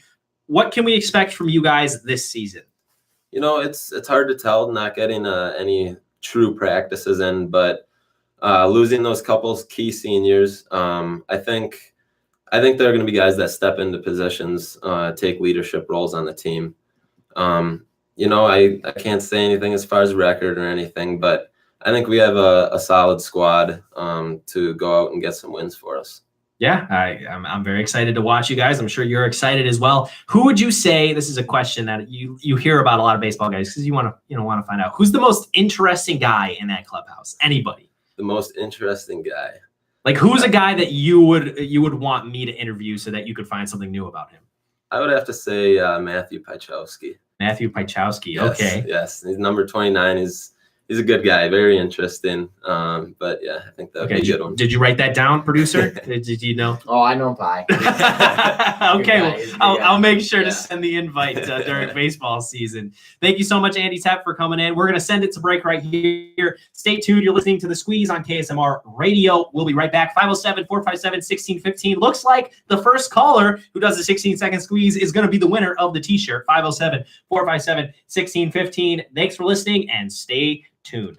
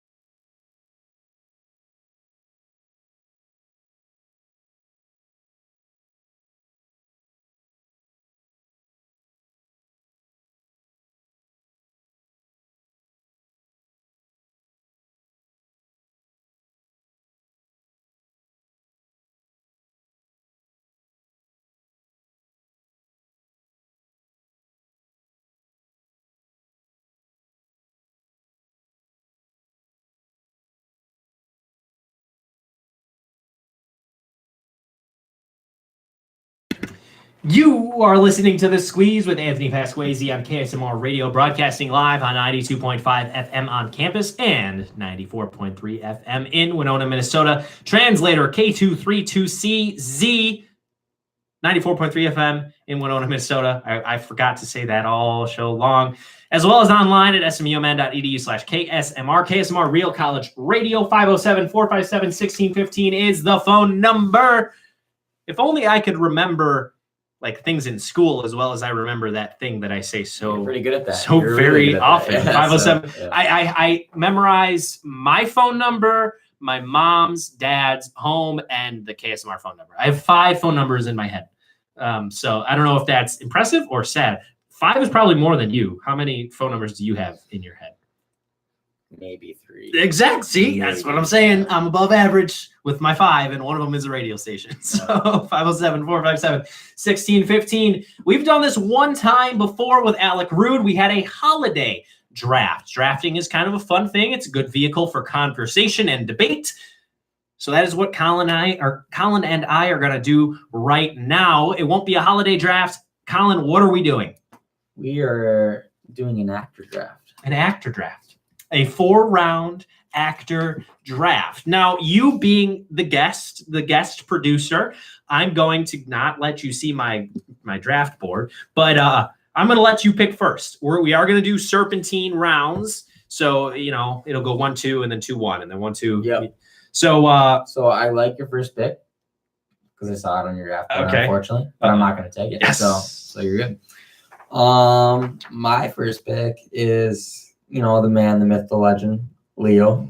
Oh, Leo. Leonardo DiCaprio. Okay, some of your favorite performances by Leo DiCaprio? Has to be Wolf of Wall Street. I mean, obviously Titanic's a big one, but I really like. Have you seen The Departed? I have, yes. I love that movie. I mean, there's a ton of great actors in that, but I think he's amazing in that. Great Gatsby, obviously, book to reality. It was awesome to see. So yeah, he's my top. I watched Gangs in New York. Oh, I love that movie. Oh my God, I love that movie too. I had never seen it until I watched it on Netflix, and he was amazing in that as well. So yeah, that's Are you a big fan of The Revenant or no? I've never seen it, so I've heard that. I mean, the whole joke about Leo DiCaprio was that he had never won an Oscar and he was never going to win an Oscar. Right. Even though he's this great actor, Yep. and then he wins an Oscar for The Revenant, and you got half these people saying that that's not even his not best his movie. I agree. I probably should watch it for sure. I'm sure it's a great movie. I looked him up and that was the second result for movies besides Titanic. So or I don't remember which one was first, but anyway, yeah, that is funny that was the movie that he won the Oscar for. I mean, I think it was probably only a matter of time. Like, he doesn't make a ton of movies, but the ones he's in are really good, and so maybe it was just bad timing that someone else had a really great performance and he didn't win. But in my opinion, he's one of the best actors in all the movies. Yeah, I mean, he wasn't on my draft board, kind of stupidly. I don't know. Stop looking at my board, dude. I didn't see it. If this is an NFL draft, we're in different war rooms. You can't look at my board. I didn't even make You don't even have a board. You're I guess you're just smarter than me. You're just in your head. He wasn't even on my board. But number 1 on my board is Brad Pitt. Bradley Pitt. I love Brad Pitt. My favorite Brad Pitt movie is Moneyball, but that's also my favorite movie.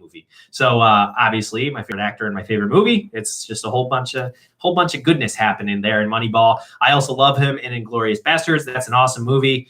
What else do I love? Fight Club. He's awesome in Fight Club. And Brad Pitt. I feel like that's a pretty quality first round pick. Leo, if I'm gonna say so myself, probably the best actor on the list that's going to appear, but not my favorite. So this is not the best actors draft. This is our favorite actors draft, and then we'll put it on the Twitter poll and have all you guys vote to see whose opinion is best. Yeah, I agree. Brad Pitt, man. There's so many movies by him. What's the zombie movie? World War Z. That was a good one. Yeah, you mentioned Moneyball. I love that. He's so good in so many movies. Ocean's 11. Yeah, it's insane. What I love about him, first rounder for sure. What I love about him is it's kind of Leo's kind of the same way. They're not when they act, you almost can't believe the character because you're like, man, that's Leo. That's Brad. Like Brad Pitt is just Brad Pitt in every movie, and it's awesome. I love it. I agree, yeah. Leo's pretty much just Leo in every movie, but you know what? I love it. So who really cares? Now, first pick of the second round goes to me because we are doing that serpentine style draft. I have to go with Christian Bale. Christian Bale, yeah, dark horse. You don't seem to agree with the pick, but I don't, but Big I want to hear your reasoning. The so, Big yeah. Short is another one of my favorite yeah, that's a good movies. movie, He's yeah. awesome in that movie, and he's very different. Christian Bale, when Christian Bale acts in a movie, you don't think it's Christian Bale. You think it's Batman. you think it's a different person. So the Batman trilogy is another great one. He's an actor's actor, man, and I really enjoy his work, and he is my second round pick. How about you, Mr. Stir?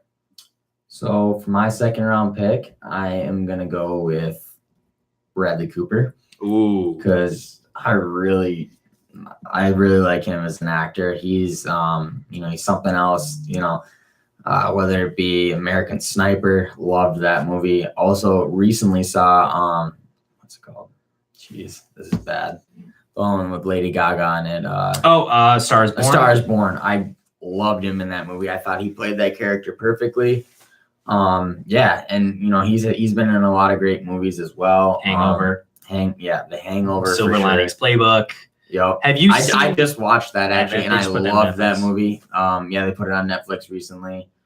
What's the Have you seen? Beyond the Pines? I Have you was seen just that? about to ask I you. love Man, that that movie's movie. great. It's Yeah. really good. Yeah. So yeah, he's had some all-star caliber performances, I would say. So Yeah, that's a good pick. That's a quality Yeah. pick. There's Yeah. some value there in the second round. Okay, so now the first pick of the third round goes to you, my friend. man, this is a lot of pressure. See, this is why you have a draft board. Don't look at mine. I know. So you mentioned Moneyball. So I'm gonna go with Jonah Hill. Oh, Jonah I Hill. really like Jonah Hill as well. I loved seeing his performance in Moneyball because it really showed me that he's more than just a comedy actor, So I'm a huge comedy guy, so I love 21 Jump Street. That was like Oh my gosh, one how of could my you favorite not? movies. But yeah, Moneyball. Oh man, what else is he in? Like, he's in those All those Seth Rogen movies. Seth Rogen movies. Yeah. Superbad. Superbad is one of my favorite movies of all time. comedy. Yeah. All-time comedy. So yeah, I really like Jonah Hill. He's hilarious. Oh, and Wolf of Wall Street as well. There you yeah, go. Wolf of Wall Yeah. Street. He's more than a comedy actor. Yep. So there you go. Yeah, I almost forgot that. Thank you for reminding me. There So you yeah. go. My second pick, or sorry, my first Third. pick. This is Third. the third round, Mhm. so it's my second pick in the third round. Okay. I'm gonna go with. I feel like I can get some value here. This is arguably the greatest actor of all time, Tom Hanks. I feel like we may have passed up on him, having him drop to the third round. There's definitely some value there, but man, how could you not pick Tom Hanks? Castaway, Toy Story. Captain Phillips, and the movie about the guy with the airplane, whatever that one's called, landing on the Hudson. Forrest Gump. Oh my Not gosh. a big deal. You cannot go on. I really like The Green Mile. Have you seen that? Yes, Green Mile. I Oh my love that gosh. movie. So yeah. I've never seen a Tom Hanks movie that I didn't like. Right. So Definitely value there. And then my final pick of the actor draft. This is only an actor draft. We will, we may do an actress draft if next week you want to be another guest producer. I'm going to go with Robert Downey Jr. Now, I'm going to be honest here.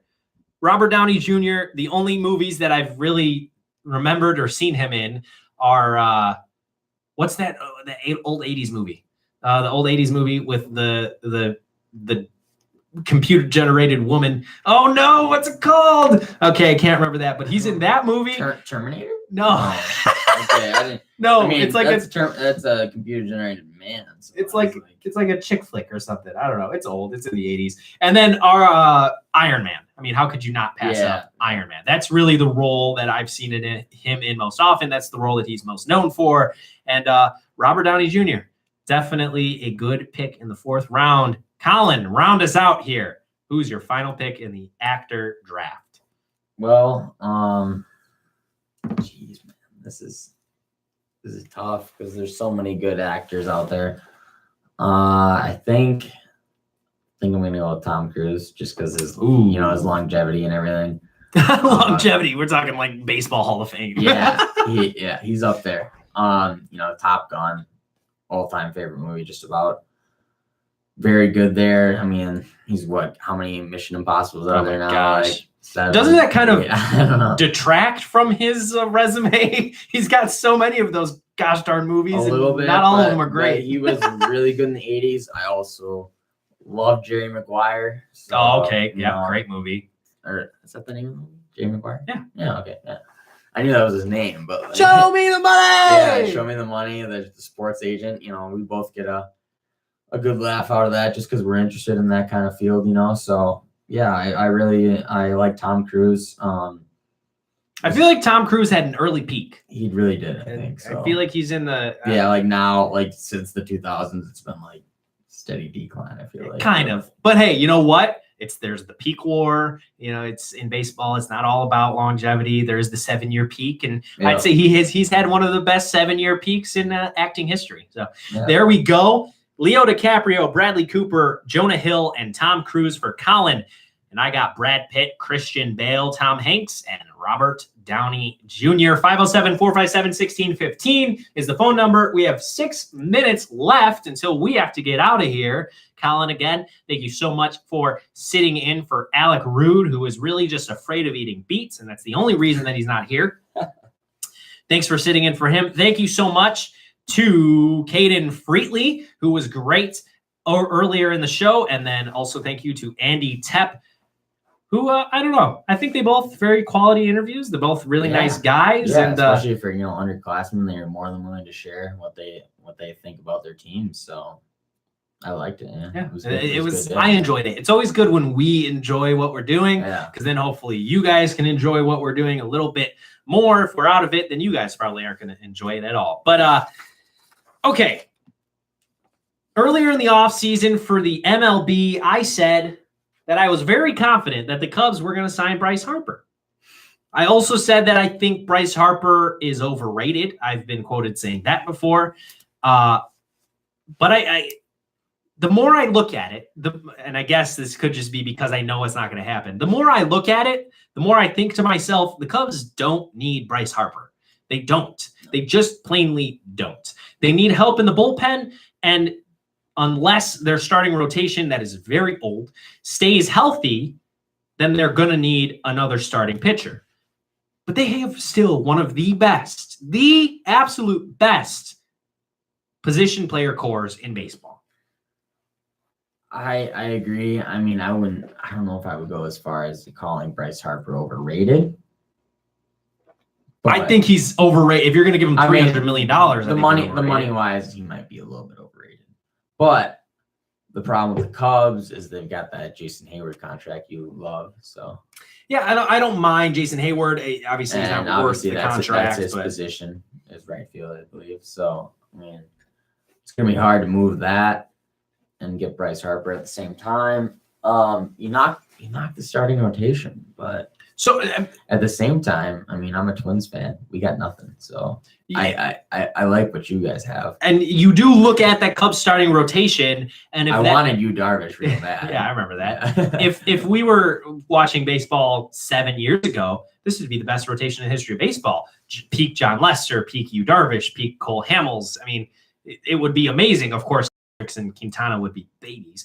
But Right. Yeah. So just you have to look at that starting lineup and starting rotation and say, if there is a Yu Darvish has been plagued by injuries his entire career. Cole Hamels is Epstein. He's one of, if not the greatest baseball GM in the history of baseball. No, I talked to Jacob Coleman, lifelong Cubs fan, him pretty well. I was like, what are they gonna do at shortstop? Because now that Addison's serving Well, that I mean, suspension, There's a dude named Javier Baez. and that's what he told me. I know. I was like, okay, all right. I mean, he's good at second, but I'm sure he might be even better at short. So, I mean, he almost won the MVP at short last year. Did he play at short most of the year? Well, once Addison was gone. I suppose. Yeah, Addison missed the last month of the season. Javi Yeah. Baez stepped right in and performed really well. They traded for Daniel Murphy off of a waiver That's deal. right. And He's gone though, right? he is gone. He Okay, is gone. yeah. He's going to play first base, weirdly enough, for the Rockies. So we'll see how that goes. But you mentioned the Brewers and you mentioned the Diamondbacks. That's another very big if. Those two teams got much better in the last 2 seasons. The Brewers are not going to perform as well as they did last year. Lo Cain had the best season of his career, and he is 38. Christian Yelich can only go down from here. He was the MVP, just like we talked about with the Bears. When you're number one, the only place to go is down. So there's no chance he wins an MVP again next season. But the Cardinals, man, the Cardinals just traded for what is now the best first baseman in the Central Division, a position in which there was already Anthony Rizzo and Joey Votto. Now, Paul Goldschmidt is a St. Louis Cardinal. I don't know if you forgot about that. Oh, I remember. But Yeah, that was a good reminder though. Here, I let wouldn't me. have thought of it. You talk while I Google on air. Google. So yeah, Cardinals, man, they're looking scary good right now with the acquisition of Goldschmidt. Man, I heard stuff that they might get Harper. So if that happens, I'd be scared, Anthony. I really would. So yeah, Goldschmidt, obviously, all-star caliber first baseman. It's always good for the Cardinals. Like last year they got Ozuna. They had to rebuild a little bit, but they still got a talented team. They made a push last year. Okay, well, the internet's not being very helpful with me, so thank you for filibustering. But what I was gonna Google is Paul Goldschmidt absolutely tears it up at Wrigley Field. I think he has 7 career home runs in his 6 seasons, and he has 57,000 RBIs, and he's batting 900 and all those crazy numbers. But most of it's true. He is very good at Wrigley Field. He's been very good against the Cubs. Part of me maybe thinks that elevation helped him a bit in Arizona. That's maybe the one thing I could say, because Arizona's a high state, and I don't know, man. I'm just scared. I'm scared of Paul Goldschmidt. I don't want to have to play him 17 times next season, but we are. Cubs, I say to my dad all the time, I say, let's take a step back away from all the negativity, all the things that went wrong last season, and just take a step back. This team won a World Series in 2016. This team has won more games than any other team in the last 4 seasons. This is a team that won 95 games last season with an underperforming Chris Bryant, underperforming and hurt Chris Bryant, underperforming Anthony Rizzo, underperforming Addison Russell, underperforming Schwarber, Happ, Almora, an underperforming pitching set. They still won 95 games off the back of Javi Baez, who's not going to have an MVP caliber season this year, just like Christian Yelich. It's just not going to happen. It's almost impossible to sustain that success. But look at it. Way more players had bad seasons last year than had good seasons, and they still won 95 games. This team is one of the best in the MLB, and I believe that they're going to keep that going this season. That was a very good way to crescendo the end of the show. Colin looks like he is about to go take a nap after we go get an omelet at the There's a good chance. cafeteria. There's a good chance, yeah. Looks like he's going to take a nap, but thank you so much for joining us. No T-shirts, no callers. I guess, is the phone line broken maybe? I don't know. 507-457-1615 is the phone number, but it's a little bit too late. So you just keep that in your head for next week, I guess, if you want to win a T-shirt. Thanks for listening to The Squeeze. We will be back next week. I don't know if Colin will be sitting in the chair or if it will be Alec or maybe somebody else. Who knows? We will see. We will see. But thank you again, Colin, and we will see you next week right here on KSMR Radio at 10 o'clock. Thank you so much for listening.